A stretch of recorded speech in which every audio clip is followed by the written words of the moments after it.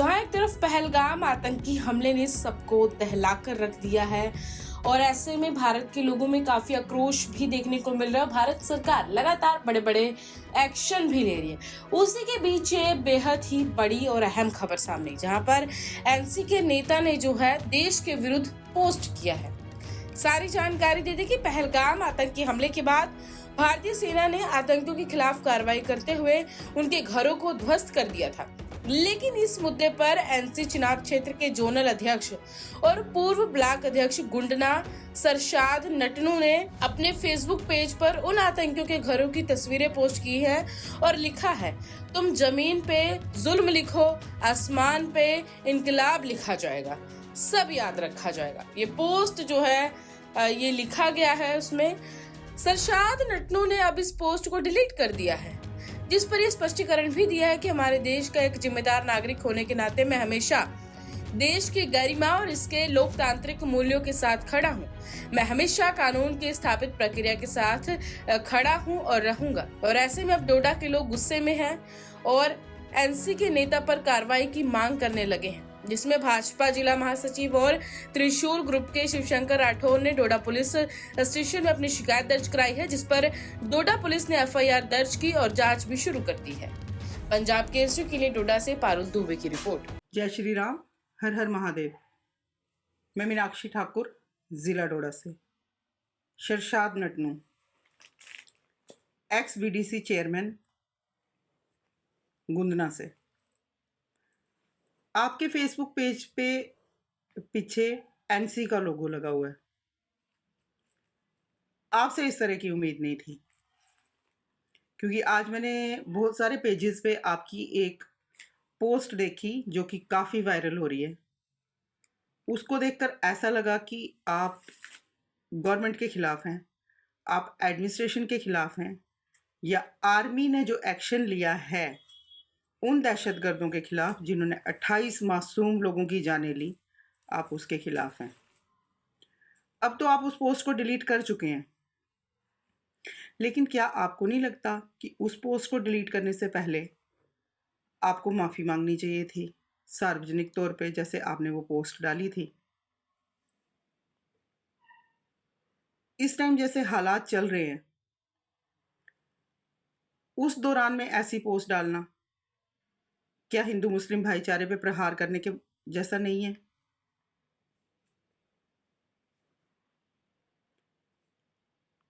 आप जैसे कुछ लोग, अगर चलो आपने गलती से डाली, ठीक है, मैं समझती हूँ कि आप बोलेंगे अब कि मेरे से गलती से डल गई या मैंने गलती से डाली, तो उस चीज़ के लिए आपको बाहर आकर माफ़ी मांगनी चाहिए थी, पब्लिकली माफ़ी मांगनी चाहिए थी, ताकि हमें भी लगता कि आपने वो पोस्ट गलती से डाली है। बाकी रही हिंदू मुस्लिम भाईचारे की बात, वो कुछ छुटपुट लोगों के बोलने से या गलत करने से उसको कोई नुकसान नहीं पहुंचेगा। हम 90 से लेकर आज तक एक साथ हैं, एक साथ रहेंगे, और इस चीज़ के लिए हमें किसी गलत इंसान की कोई ज़रूरत नहीं है। जो गलत करेगा वो सुनेगा।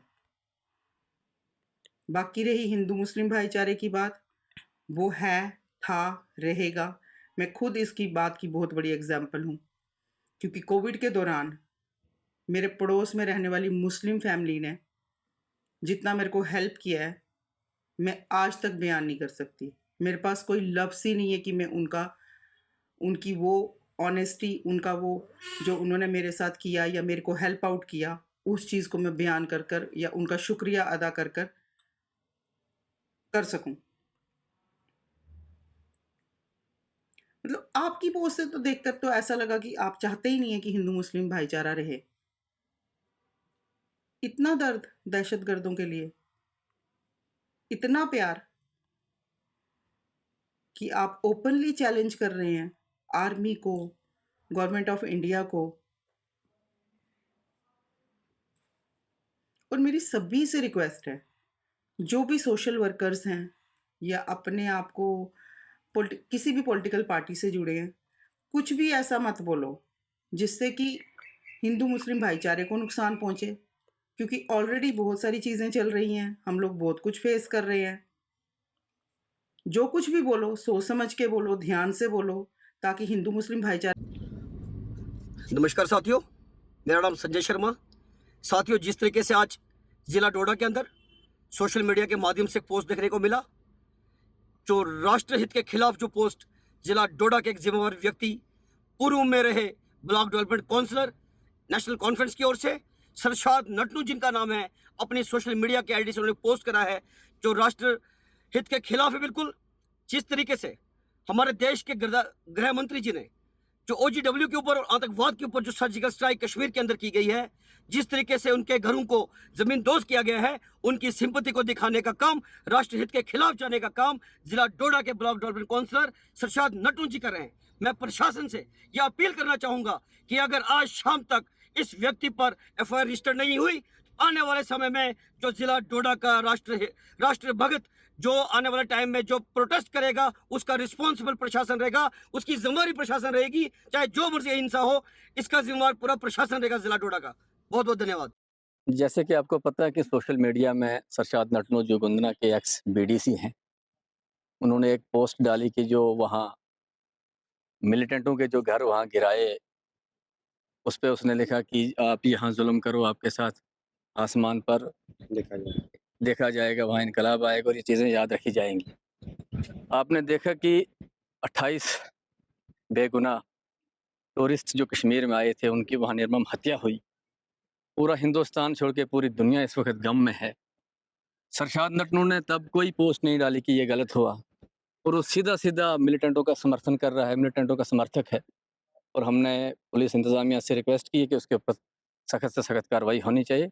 अगर उसके ऊपर कार्रवाई नहीं हुई तो अगर आने वाले समय में यह हालात ख़राब होंगे तो उसकी ज़िम्मेवार यहाँ की पुलिस एडमिनिस्ट्रेशन और डिस्ट्रिक्ट एडमिनिस्ट्रेशन जो भी है वो यहाँ ज़िम्मेवार रहेंगे।